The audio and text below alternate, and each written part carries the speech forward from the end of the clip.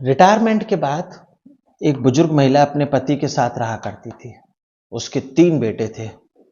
एक बेटा बंबई, दूसरा बेटा इंदौर और तीसरा बेटा आगरा में रहा करता था। सब कुछ ठीक ठाक चल रहा था, पैसों की कोई कमी नहीं थी, सब सामान्य था, सब बढ़िया था। लेकिन जो बुजुर्ग आदमी होता है उसको एक बीमारी होती है और जिसकी वजह से वो चल नहीं पाता था। अपने घर में ही रहता, बेड पर ही रहता और वहीं खाना पीना करता। अब उसकी 50 साल की जो पत्नी थी, उस पत्नी को आदत लग जाती है और आदत लग जाती है सेक्स की, सेक्स करने की आदत उस 50 साल की बुजुर्ग महिला को लग जाती है। एक लड़के को वो अपने घर बुलाती है और इसके लिए बाकायदा उसे पेमेंट करती है, पैसे चुकाती है और धीरे धीरे ये चीज़ आगे बढ़ जाती है। और एक दिन ऐसा होता है कि किसी ने परिकल्पना भी नहीं की थी, सोचा भी नहीं था, एक नहीं बल्कि 2 कत्ल हो जाते हैं। और जब इस घटनाक्रम का खुलासा होता है तो किसी को यकीन नहीं हो रहा था कि जिसकी उम्र 50 साल की हो और वो अपने बेटे से भी छोटे उम्र के लड़के से प्यार कर सकती है, और ऐसा कैसे हो सकता है। नमस्कार, आदाब, सत श्री अकाल। आप देख रहे हैं एक क्राइम स्टोरी और मैं प्रदीप आपके साथ। दीपावली की हार्दिक हार्दिक शुभकामनाएं आपको। माँ लक्ष्मी आप पर कृपा करें और आपका जीवन धन धान्य से भरा रहे। मेरे चैनल पर आप पहली बार आए तो चैनल को सब्सक्राइब कर लीजिए ताकि ऐसी स्टोरी आपको मिलती रहे और मुझे आपका सहयोग मिलता रहे, ताकि मेरी हौसला अफजाई हो और मैं ऐसी कहानियां बनाता रहूं। अब जब ये घटना आगे बढ़ती है तो ये अवैध संबंध के कारण एक नहीं बल्कि 2 जान चली जाती हैं। और जब इस कहानी को आप सुनेंगे, समझेंगे तो आप भी सोचने पर मजबूर हो जाएंगे। एक शहर है पटना और वहां का एक इलाका है पाटलिपुरा। वहां पर रहने वाली एक महिला होती है जिसकी उम्र लगभग 50 साल के आसपास होगी, रुक्मणी देवी, और उसके पति की उम्र लगभग 60 साल के आसपास होती है।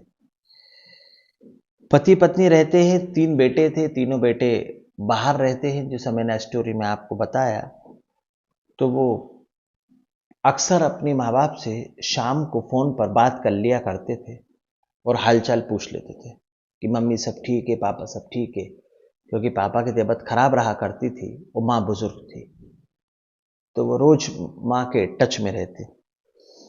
अब 10 अगस्त 2023 को वो सुबह 11 बजे के आसपास माँ को फोन लगाता है, पर माँ फोन उठाती नहीं है।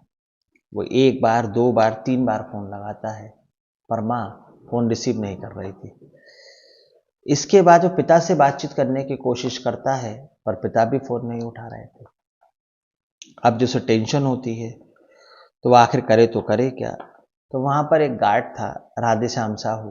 वो राधेश्याम साहू को फोन करता है और कहता है कि घर पर ना माँ फोन उठा रही है ना पिता फोन उठा रहा है, आखिर बात है तो है क्या, तुम जाकर देख कर आओ और मुझे बताओ, और हो तो मेरी उनसे बात कराओ। अब राधेश्याम साहू कहता है कि साहब मैं थोड़ी देर बाद जाता हूँ, एक काम कर रहा हूँ। और लड़का वहां से चिल्लाकर कहता है कि अभी तुरंत जाओ और जाकर देखो घर पे क्या माजरा है और मुझे देखकर बताओ कि मम्मी भी फोन नहीं उठा रही है, पापा भी फोन नहीं उठा रहा है, तो आखिर बात क्या है। राधेश्याम तुरंत वहां से भागता है और घर की तरफ जाता है।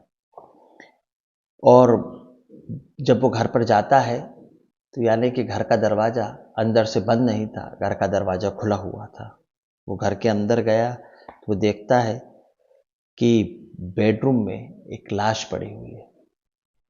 लड़का फोन पर बातचीत कर रहा था। वो कहता है कि फोन काटो, मैं तुम्हें तुरंत वीडियो कॉल करता हूं, मेरा कॉल उठाओ। अब जब वो वीडियो कॉल करता है तो जब गार्ड उसे वहां का मंजर दिखाता है तो गार्ड भी फोन पर चीख जाता है और वो लड़का भी वहां से वीडियो कॉल पर चीख जाता है।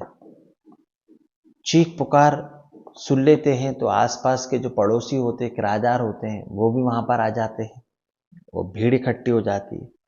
पुलिस को सूचना दी जाती है। मौके पर पुलिस, फॉरेंसिक डिपार्टमेंट की टीम, स्क्वाड डॉग की टीम भी वहां पर पहुंच जाती है।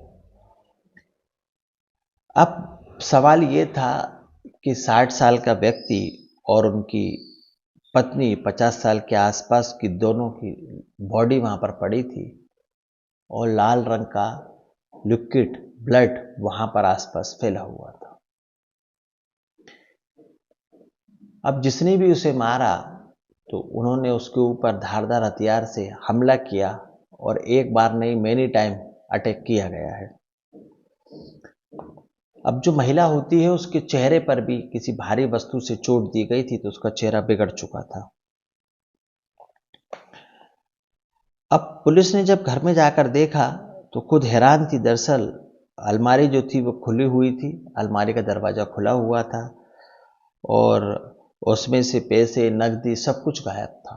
अब कितने पैसे गायब थे, कितनी नकदी गायब थी, पुलिस के पास इसका भी कोई जवाब नहीं था क्योंकि पुलिस इन्वेस्टिगेशन अभी बाकी थी। और पुलिस के पास सवाल ये था कि आखिर ये किसने किया, क्यों किया, दंपत्ति को क्यों हमला किया, दंपत्ति के ऊपर क्यों दंपत्ति को मौत के घाट उतार दिया। इन सारे सवालों के जवाब पुलिस को भी जानने थे। अब पुलिस अपनी पड़ताल आगे कर ही रही थी, तभी बच्चों को जो बेटे ने वीडियो कॉल देख लिया था, आगरा वाले ने, वो दोनों भाइयों को कॉल कर देता और बेटे भी तुरंत वहां पर पहुंच जाते हैं और 10 अगस्त के आसपास की सारे सीसीटीवी फुटेज, आसपास के जितनी फुटेज होते हैं, पुलिस को खंगालना शुरू कर देती है। लेकिन पुलिस को कोई सफलता नहीं मिल रही थी। तभी पुलिस सारे सीसीटीवी फुटेज देखती है और एक फुटेज में 20 सेकंड की एक क्लिप मिलती है और पुलिस उस 20 सेकंड की क्लिप को देखती है और सोचती है कि शायद यहां से हमें कोई मदद मिल जाए। अब पुलिस उस क्लिप में देखती है कि एक व्यक्ति घर में आता हुआ दिखता है, घर से बाहर जा रहा है और बाइक पर बैठा है, तो कपड़े से उसकी हल्की हल्की पहचान होती है, ठीक है, पर बाइक का नंबर आ जाता है। अब पुलिस कपड़ों से तो उसको नहीं पहचान पा रही थी और चेहरे से तो उसको नहीं पहचान पा रही थी, कोई रास्ता नहीं मिलता है क्योंकि ये ब्लाइंड डबल मर्डर था। अब पुलिस करे तो करे क्या। अब पुलिस उस 20 सेकंड की रिकॉर्डिंग के आसपास आधार पर आसपास के सारे सीसीटीवी फुटेज को देखने को पता चलती है और उस क्लिप को लेकर लीड बनाकर पुलिस आगे बढ़ती है। तो पुलिस जब देखती है तो कपड़ों के आधार पर, आसपास की पूछताछ के आधार पर उस व्यक्ति की हल्का हल्का क्लू पुलिस को मिलना शुरू होता है और बाइक से ये पता चलता है कि बाइक सवार जो व्यक्ति है उसका नाम कपिल है। वो एक मेडिकल का संचालन करता है और कपिल उसके पास जाती है और कपिल ही वहां से निकलता हुआ दिखता है। तो पुलिस के पास एक मात्र सस्पेक्ट था, कपिल। तो पुलिस कपिल को से पूछताछ करती है, हिरासत में लिए जाती है और वहां से फिर पुलिस को कोई सफलता नहीं मिल पा रही थी क्योंकि कपिल भी सस्पेक्ट था। पुलिस के पास कोई पुख्ता सबूत नहीं था, ना कोई गवाह था जो कपिल को कस्टडी में ले। अब पुलिस इससे पूछताछ करती है तो पुलिस अंधेरे में एक तीर चलाती है और कुछ इस तरह चलाती है कि कहती है कि तुम्हारी रिकॉर्डिंग हमारे पास है, हमने तुम्हें उस घर में आते हुए देखा है, जाते हुए देखा है और तुमने ही सब कुछ किया है। तो शुरू में तो वो पुलिस को गुमराह करता है, पर जब पुलिस सख्ती से पूछताछ करती है तो वो पुलिस के सामने टूट जाता है और जो कहानी निकलकर सामने आती है, जब आप उसे सुनेंगे तो आप भी सोचने पर मजबूर हो जाएंगे। वो कहता है कि मेरी अक्सर आंटी से बात होती थी और जो लड़का आंटी से बात करता था उसकी उम्र लगभग 30 साल के आसपास थी और आंटी की उम्र लगभग 50 साल थी। आंटी के तीनों बेटे बाहर रहते हैं और फोनों पर ही बात करते थे और पति भी साथ रहता है।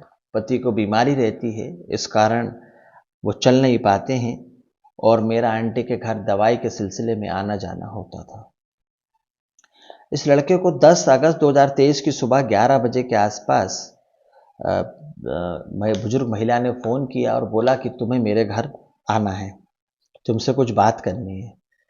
ये जैसे ही फ़ोन करती है तो ये कोई पहली बार नहीं था, बल्कि अक्सर इसके पास फ़ोन पहुंचता था और ये जो लड़का था वहाँ पर रहने वाला था और लगभग 5 साल से वहाँ पर मेडिकल की दुकान को चला रहा था।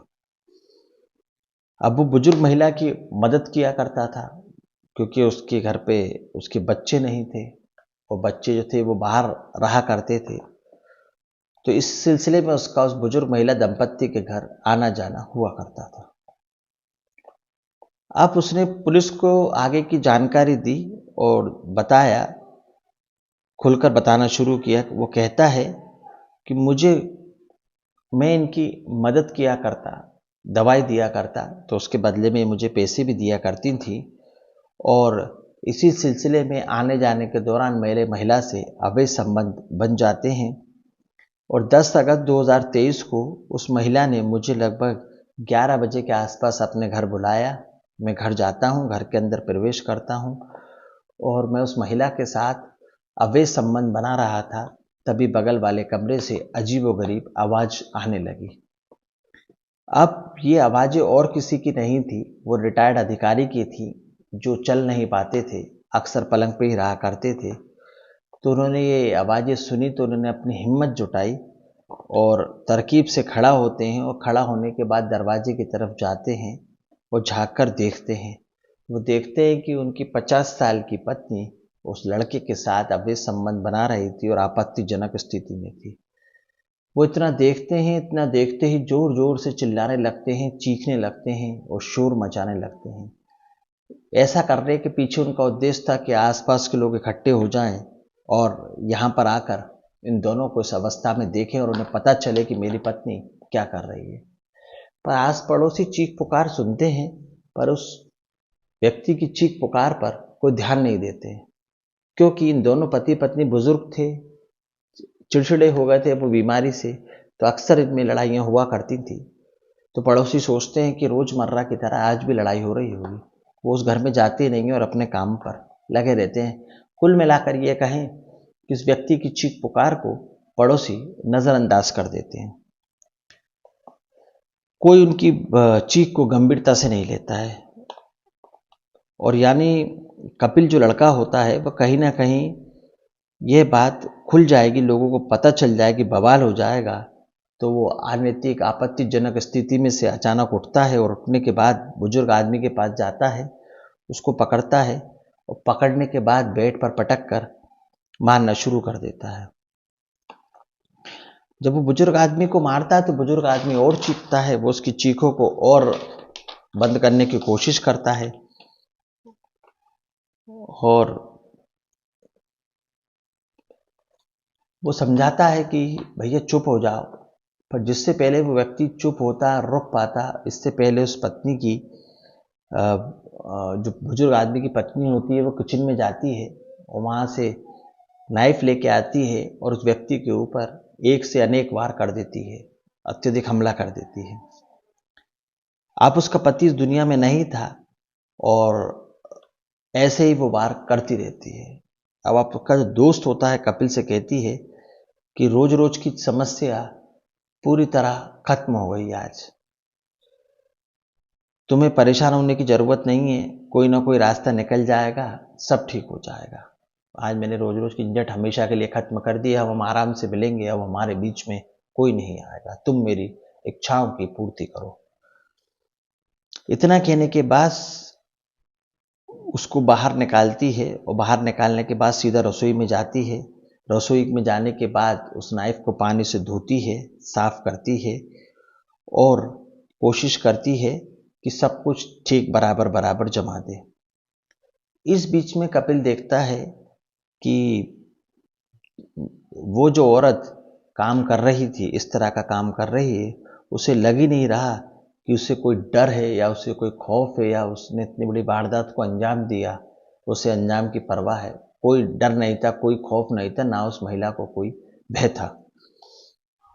ये बात अगर बाहर वालों को पता चलेगी तो वो दिन दूर रही जब मुझे जेल जाना पड़ेगा। कपिल वहां खड़ा खड़ा ऐसा सोच रहा था।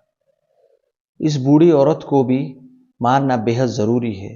वो उस बूढ़ी औरत का मुंह दबाया, यानी वो चीख ना सके, और उसकी बूढ़ी औरत के हाथों में इतनी तेजी से काटा कि वो चीख निकल जाती है।